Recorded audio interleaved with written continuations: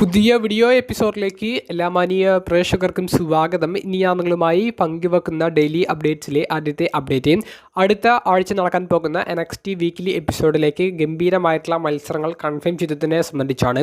നമുക്കിന്നത്തെ NXT episode വളരെ surprise ആയിട്ടുള്ള കുറേയധികം എലമെൻറ്റ്സിലൂടെ കടന്നു പോകുന്നതാണ് കാണാൻ സാധിച്ചത്. നമ്മൾ ഒട്ടും പ്രതീക്ഷിക്കാത്ത കുറേയധികം താരങ്ങളുടെ ഒരു തിരിച്ചറിവ് NXTയുടെ വീക്കിലി എപ്പിസോഡിൽ നമുക്കിന്ന് കാണാൻ സാധിച്ചു. അടുത്ത ആഴ്ചത്തെ NXT എപ്പിസോഡിൻ്റെ പ്രത്യേകത ഫുൾ സൈൽ യൂണിവേഴ്സിറ്റി എന്ന് പറയുന്ന വർഷങ്ങൾക്ക് മുൻപ് WWE NXTയുടെ വീക്ക്ലി എപ്പിസോഡ്സും മെയിൻ ഷോസും ഒക്കെ നടന്നിരുന്ന ആ എറീനയിലേക്ക് അടുത്ത ആഴ്ചത്തെ NXT ടൈപ്പിങ്ങിന് പോകുന്നുണ്ട്. അതായത് അടുത്ത ആഴ്ചത്തെ NXT നടക്കാൻ പോകുന്നത് ആ എറീനയിൽ വെച്ചിട്ടാണ്. അപ്പോൾ ആ ഒരു ഷോയ്ക്ക് കുറച്ച് പ്രാധാന്യം കൊടുക്കാൻ വേണ്ടിയിട്ട് വമ്പൻ ഒരു ഗംഭീരമായിട്ടുള്ള മത്സരങ്ങളാണ് കൺഫേം ചെയ്തിട്ടുള്ളത്. അതിൻ്റെ പ്രകാരമായി ആദ്യം കൺഫേം ചെയ്യുന്നത് DIY എന്ന് പറയുന്ന ടീം, ജോണി ഗർഗാനോ, ടൊമാസോ ചാമ്പ തുടങ്ങിയവരുടെ ടീം, കാർമെലോ ഹെയ്സ്, അതുപോലെ തന്നെ നിലവിലെ TNA വേൾഡ് ചാമ്പ്യനായ ട്രിക് വില്യംസ് തുടങ്ങിയവർക്കെതിരെ കളിക്കുന്ന ഒരു ടാഗ് ടീം മത്സരമാണ്.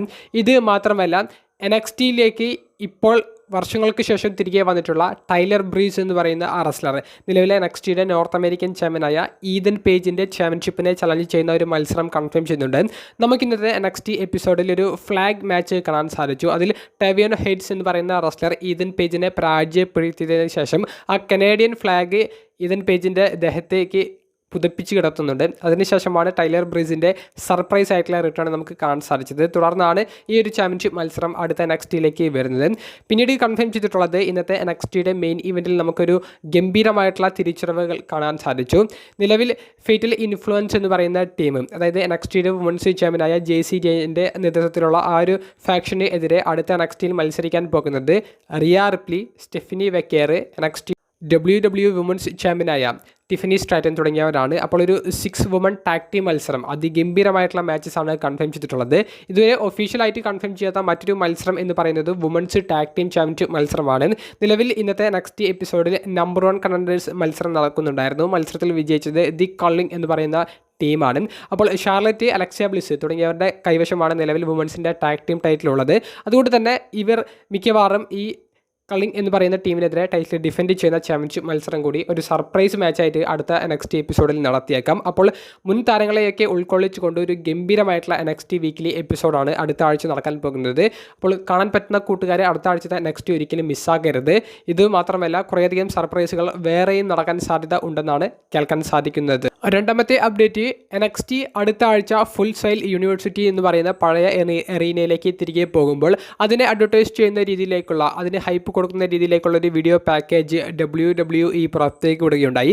അതിൽ ഫിൻ ബാലർ, ബിയാങ്ക ബെലേർ തുടങ്ങിയ 2 സൂപ്പർ താരങ്ങളുടെ ഒരു വീഡിയോസൊക്കെ അവർ കൊടുക്കുന്നുണ്ട്. അപ്പോൾ ഫിൻ ബാലറും ബിയാങ്ക ബെലേറും അടുത്ത ആഴ്ചത്തെ NXT എപ്പിസോഡിൽ അപ്പിയറൻസ് നടത്താൻ സാധ്യത ഉണ്ടെന്നുള്ള ഒരു സൂചനയാണ് ഇൻഡയറക്റ്റായി അവർ പങ്കുവെക്കുന്നത്.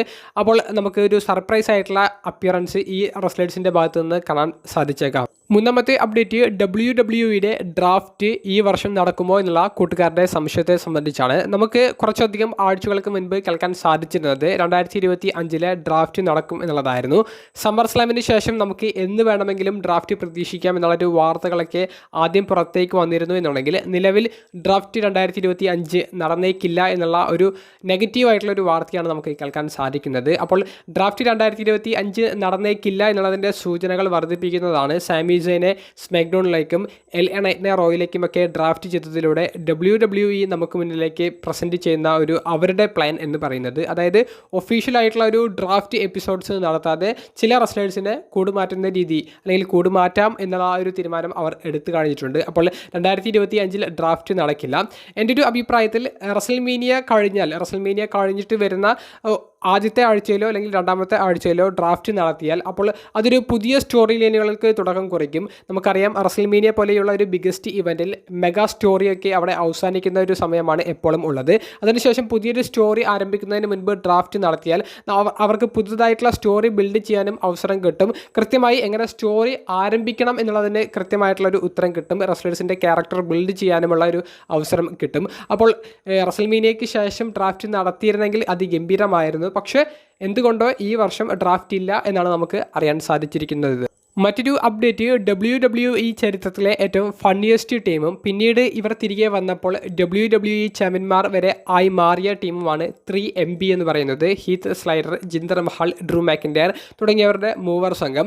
അപ്പോൾ ഈ ടീമിൻ്റെ ഒരു റീയൂണിയൻ നടന്നിരിക്കുന്നു എന്നുള്ളത് ഇപ്പോൾ ഡ്രൂ മാക്കിൻഡയർ തന്നെ അദ്ദേഹത്തിൻ്റെ സോഷ്യൽ മീഡിയ പോസ്റ്റിലൂടെ കൺഫേം ചെയ്തിരിക്കുന്നു.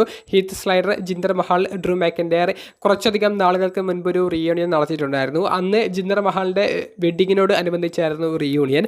ഇപ്രാവശ്യത്തെ ഈ ഒരു റീയൂണിയൻ എന്ത് വിശേഷം കൊണ്ടാണ് എന്നുള്ളത് നമുക്ക് അറിയാൻ സാധിച്ചിട്ടില്ല. പക്ഷേ കോടിക്കണക്കിന് വ്യൂസ് അവരുടെ പോസ്റ്റുകൾക്ക് ഇപ്പോൾ തന്നെ സ്വന്തമാക്കാൻ സാധിച്ചിട്ടുണ്ട്. 3MB എന്ന് പറയുന്ന ടീം വളരെ കോമഡിയും അതുപോലെ തന്നെ ജോബർ കണക്കിനും പരിഗണിക്കപ്പെട്ടിരുന്ന ഒരു ടീമാണ്. പക്ഷേ അതിലെ ഡ്രൂ മാക്കിൻഡയറും ജിന്ദർ മഹാലും കമ്പനിയിലേക്ക് തിരികെ വന്നതിന് ശേഷം WWE ചാമ്പ്യന്മാർ ആയി എന്നുള്ളൊരു പ്രത്യേകതയുണ്ട്. ഹീത്ത് സ്ലൈഡർ ആണെങ്കിൽ മിഡ് കാർഡിന് അപ്പുറത്തേക്ക് അദ്ദേഹത്തിന് കയറി വരാനും സാധിച്ചിരുന്നില്ല. ജോബർ അല്ലെങ്കിൽ മിഡ് കാർഡ് അങ്ങനെ ഒരു പ്രസൻറ്റേഷനാണ് അദ്ദേഹത്തിന് ലഭിച്ചിരുന്നത്. എന്തായാലും ഈ ടീമിലെ ഏറ്റവും പ്രശസ്തനായതും സക്സസ്ഫുൾ ആയിട്ടുള്ള ഒരു റെസ്ലർ ഡ്രൂ മാക്കിൻഡയർ ആണ്. അത് കഴിഞ്ഞാൽ ജിന്ദർ മഹാൽ ആണെന്ന് നമുക്ക് പറയേണ്ടി വരും. പിന്നീടാണ് ഹീത്ത് സ്ലൈഡറിൻ്റെ ഒരു സ്ഥാനം. ഈ 3MB എന്ന് പറയുന്ന ടീമിൽ നിങ്ങൾക്ക് ഏറ്റവും ഇഷ്ടപ്പെട്ടിട്ടുള്ള റെസ്ലർ ആരാണെന്നുള്ളത് കമൻറ്റ് ബോക്സിൽ രേഖപ്പെടുത്തുക. ഏറ്റവും അവസാനമായി പങ്കുവെക്കാനുള്ളത് ജോൺസിന എന്ന് പറയുന്ന സൂപ്പർ താരത്തെ സംബന്ധിച്ചാണ്. ജോൺസിന എന്ന് പറയുന്ന താരത്തോട് WWE നിലവിൽ ചെയ്യുന്ന ചില ക്രൂരതകൾ, അതാണ് ഞാൻ ഈ വീഡിയോയുടെ ഏറ്റവും അവസാനം നിങ്ങളിലേക്ക് എത്തിക്കുന്നത്. അപ്പോൾ ഞാൻ പറയാൻ പോകുന്ന പോയിന്റുകൾ കേട്ടതിന് ശേഷം നിങ്ങളുടെ അഭിപ്രായം എന്തായാലും എനിക്ക് അനുകൂലമാണെങ്കിലും എനിക്ക് പ്രതികൂലമാണെങ്കിലും നിങ്ങൾ കമൻറ്റ് ബോക്സിൽ രേഖപ്പെടുത്തുക. ഞാൻ ആ ഒരു കമൻറ്റ് ഡിലീറ്റ് ചെയ്യാനേ പോകുന്നില്ല. അപ്പോൾ തുറന്ന ഒരു സംവാദത്തിനാണ് ഞാൻ ഈ ഒരു ടോപ്പിക്ക് തന്നെ പങ്കുവെക്കുന്നത്. ജോൺസിനയുടെ റിട്ടയർമെൻറ്റ് മാച്ച് നടക്കാൻ പോകുന്നത് ഡിസംബർ മാസത്തിലാണെന്ന് നമുക്ക് എല്ലാവർക്കും അറിയാം. ഈ ഒരു അനൗൺസ്മെൻറ്റ് വരുന്നതിന് മുൻപ് വരെ ജോൺസിനയുടെ റിട്ടയർമെൻറ്റ് മാച്ച് അദ്ദേഹത്തിൻ്റെ ഹോം ടൗൺ ആയ ബോസ്റ്റൺ എന്ന് പറയുന്ന സ്ഥലത്ത് വെച്ചിട്ടായിരിക്കും നടക്കുക എന്നുള്ളൊരു പ്രതീക്ഷയിലായിരുന്നു എല്ലാവരും ഇരുന്നത്. കാരണം ജോൺസിന എന്ന് പറയുന്നത് കമ്പനിക്ക് ലഭിച്ച ഏറ്റവും മികച്ച ഒരു ഫേസ് ക്യാരക്ടറായിരുന്നു. ഒരു പക്ഷേ ജോൺസിനയെ കണ്ടിട്ടാകണം ഇപ്പോഴുള്ള ജനറേഷനിലെ റെസ്ലേഴ്സൊക്കെ റെസ്ലിംഗ് എന്ന് പറയുന്ന ഇൻഡസ്ട്രിയിലേക്ക് തന്നെ വന്നിട്ടുണ്ടായിരിക്കുക. ജോൺസിന എല്ലാവരുടെയും ചൈൽഡ്ഹുഡിലെ ഹീറോ ആണ് എന്ന് പറഞ്ഞാലും അതിൽ വലിയൊരു വിരോധകമായിട്ടുള്ള ഒരു കാര്യമുണ്ട് എന്ന് പറയേണ്ടി വരില്ല. കോടിക്കണക്കിന് ആരാധകർ, WWE എന്ന് പറയുന്ന കമ്പനിക്ക് പുറത്തും ലക്ഷക്കണക്കിന് ആരാധകരെ സൃഷ്ടിച്ച അപൂർവം താരങ്ങളിൽ ഒരാൾ കൂടിയാണ് ജോൺസിന. അപ്പോൾ അദ്ദേഹത്തിൻ്റെ റിട്ടയർമെൻറ്റ് ടൂറിന് അദ്ദേഹത്തിൻ്റെ ഹോം ടൗണിൽ വെച്ചിട്ടുള്ള ഒരു മാച്ച് ഏറ്റവും അവസാനത്തെ ഒരു മാച്ചായിട്ട് കൊടുക്കുക എന്ന് പറയുമ്പോൾ അതിൽ വലിയ തെറ്റി പറയാൻ നമുക്ക് സാധിക്കില്ല. അത് തന്നെയാണ് അദ്ദേഹത്തിന് ഡിസർവ് ആയിട്ടുള്ളത് എന്നുള്ളതും നമുക്ക് പറയേണ്ടി വരും. കാരണം സ്വന്തം സ്ഥലത്ത് സ്വന്തം നാട്ടുകാരുടെ മുന്നിൽ വെച്ച് അദ്ദേഹത്തിൻ്റെ കരിയറിലെ അവസാന മത്സരം കളിക്കാൻ കിട്ടുന്ന ഒരു അവസരം അദ്ദേഹത്തിന് ഇമോഷണലായിട്ട് എത്രത്തോളം ഇഷ്ടപ്പെടുന്ന ഒരു മൊമെൻ്റാണ് എന്നുള്ളത്, അല്ലെങ്കിൽ ഇമോഷണലായി അവരോട് അദ്ദേഹം യാത്ര പറയുന്ന ഒരു മൊമെൻറ്റ്, അതൊക്കെ WWE നല്ല രീതിയിൽ ഒപ്പിയെടുക്കാൻ പറ്റുന്ന ഒരു മൊമെൻറ്റ്സ് ആയിരുന്നു. പക്ഷേ അത് വേണ്ട എന്നുള്ളത് WWE നിലവിൽ തീരുമാനിച്ചിരിക്കുന്നു. എന്നിട്ട് പൈസയ്ക്ക് പിറകെ പോകുന്ന ഒരു തീരുമാനമാണ് WWE നിലവിൽ എടുത്തിട്ടുള്ളത്. വാഷിങ്ടൺ എന്ന് പറയുന്ന ഒരു സ്ഥലത്തേക്ക് ജോൺസിനയുടെ റിട്ടയർമെൻറ്റ് മാച്ച് മാറ്റി എന്നുള്ളതാണ് നമുക്ക് അറിയാൻ സാധിക്കുന്നത്. അപ്പോൾ ജോൺസിനയുടെ ഹോം ടൗണിൽ ജോൺസിന ഒരു റോ എപ്പിസോഡിൽ അപ്പിയറൻസ് നടത്തുന്നുണ്ട് എന്നുള്ളത് WWE സ്ഥിരീകരിച്ചിട്ടുണ്ട്. പക്ഷേ റിട്ടയർമെൻറ്റ് മാച്ച് വാഷിങ്ടൺ എന്ന് പറയുന്ന സ്ഥലത്ത് വെച്ചിട്ടാണ് ജോൺസിന കളിക്കാൻ പോകുന്നത്. അത് ജോൺസിനയോട് എങ്ങനെയാണ് ഒരു ക്രൂരരായി മാറുന്നത് എന്ന് ചോദിക്കുമ്പോൾ ഈ ബോസ്റ്റൺ എന്ന് പറയുന്ന സ്ഥലത്തും വാഷിങ്ടൺ എന്ന് പറയുന്ന സ്ഥലത്തും ജോൺസിനയുടെ റിട്ടയർമെൻറ്റ് മാച്ച് നടത്തണം എന്നുള്ള രീതിയിൽ രണ്ട് പേരുകളാണ് ഉയർന്നു വന്നത്. അപ്പോൾ ഈ രണ്ട് സ്ഥലങ്ങളിൽ ഏത് ചൂസ് ചെയ്യണം എന്നുള്ളത് ടീമിനിടയിൽ ഒരു ചർച്ച വരുമ്പോൾ എല്ലാവരും ജോൺസിനയുടെ ഹോം ടൗൺ ആയ ബോസ്റ്റൺ തന്നെയായിരിക്കും സെലക്ട് ചെയ്യാൻ പോകുന്നത്. പക്ഷേ WWE മാനേജ്മെൻറ്റ് തീരുമാനിച്ചത് ഏത് സ്ഥലത്ത് നിന്നാണ് കൂടുതൽ പൈസ നമുക്ക് കിട്ടുന്നത്, ഏത് അതോറിറ്റിയാണ് നമുക്ക് കൂടുതൽ പൈസ വാഗ്ദാനം ചെയ്യുന്നത്, അങ്ങോട്ടേക്ക് പോകാം എന്നുള്ളതാണ്. അപ്പോൾ ആ ഒരു ബിഡിംഗ് വാറിൽ അത് വാഷിങ്ടൺ ആണ് വിജയിച്ചത്. അതുകൊണ്ട് തന്നെ ഹോം ടൗണിൽ ജോൺസിനയ്ക്ക് റിട്ടയർമെൻറ്റ് മാച്ച് കൊടുക്കണ്ട എന്ന് പറഞ്ഞ് അത് വാഷിങ്ടണിലേക്ക് മാറ്റുകയാണ് ചെയ്തത്.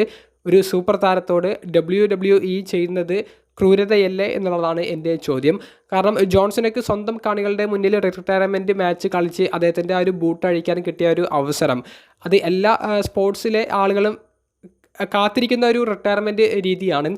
അത് എന്ന് നമ്മൾ വിചാരിച്ചു, അല്ലെങ്കിൽ ജോൺസൺ അത് ആഗ്രഹിച്ചിട്ടുണ്ടാകും. പക്ഷേ അതിലുപരി പൈസയ്ക്ക് പിറകെയാണ് കമ്പനി പോകാൻ തീരുമാനിച്ചത്. അപ്പോൾ ജോൺസണയുടെ റിട്ടയർമെൻറ്റ് മാച്ച് വരെ ആ താരത്തിന് വില കൊടുക്കുന്നതിനേക്കാൾ കൂടുതൽ പൈസയ്ക്ക് വില കൊടുക്കുന്ന, പൈസയാണ് താരത്തേക്കാൾ വലുത് എന്നുള്ളത് കമ്പനി തീരുമാനിക്കുന്ന രീതിയിലേക്ക് കമ്പനി മാറി. അപ്പോൾ ജോൺസൺ എന്ന് പറയുന്ന താരത്തോട് ഒരിക്കലും ചെയ്യാൻ പാടില്ലാത്തത് WWE ചെയ്ത് കഴിഞ്ഞിരിക്കുന്നു. വെറുമൊരു റോ എപ്പിസോഡിൽ ഒരു സെഗ്മെൻറ്റ് കൊടുത്ത് ജോൺസണയുടെ അദ്ദേഹത്തിൻ്റെ ഫെയർവെൽ ടൂറിലെ അദ്ദേഹത്തിൻ്റെ ഹോം ടൗണിൽ കാണികൾക്ക് മുന്നിൽ ഒരു സെഗ്മെൻറ്റ് കൊടുത്ത് ഒഴിവാക്കാനാണ് നിലവിൽ WWE പദ്ധതികൾ തയ്യാറാക്കിക്കൊണ്ടിരിക്കുന്നത്. നിങ്ങൾക്ക് എന്ത് തോന്നുന്നു? ജോൺസണയ്ക്ക് അദ്ദേഹത്തിൻ്റെ റിട്ടയർമെൻറ്റ് മാച്ച് സ്വന്തം നാട്ടിൽ സ്വന്തം കാണികൾക്ക് മുന്നിൽ കളിക്കാനുള്ള ഒരു അവസരം ഇല്ലേ? അതോ ആ ഒരു അവസരം പൈസയ്ക്ക് പിറകെ പോകുമ്പോൾ നിഷേധിക്കപ്പെടേണ്ട ഒന്നാണോ? നിങ്ങളുടെ അഭിപ്രായം എന്തായാലും കമൻറ്റ് ബോക്സിൽ രേഖപ്പെടുത്തുക. അപ്പോൾ അടുത്തൊരു വീഡിയോയുമായി കാണുന്നത് വരെ ബൈ.